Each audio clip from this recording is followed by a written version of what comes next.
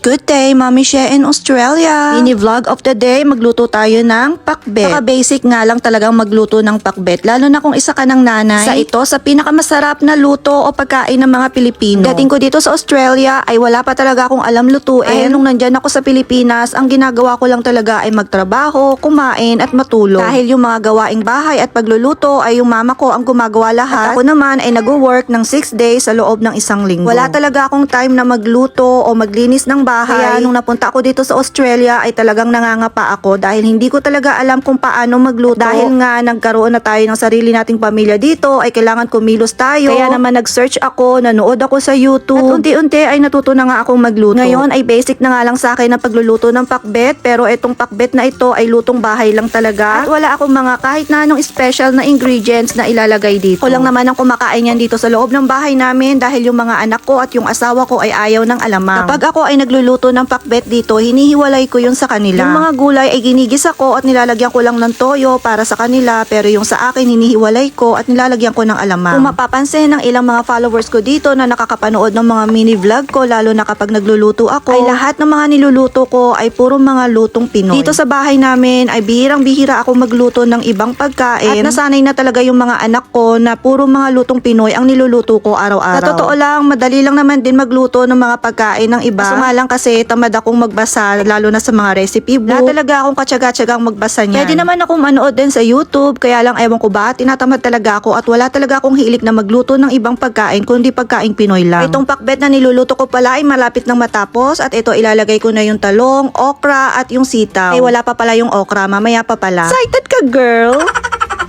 Eto na talaga. Nandito na yung okra at saka yung ampalaya. Lagay lang natin yan dyan, tapos haluin lang ng konti at maya-maya ay takpan na natin. Bilang lang ako ng mga 10, maluluto na yan. 1, 2, tsaran, luto na. Kabilis lang pala maluto, 2 bilang lang ako, hindi na ako umabot ng 10. Luto na ang pakbet ni Mami Shea in Australia. Tara po, kain na tayo. Thank you for watching. Bye!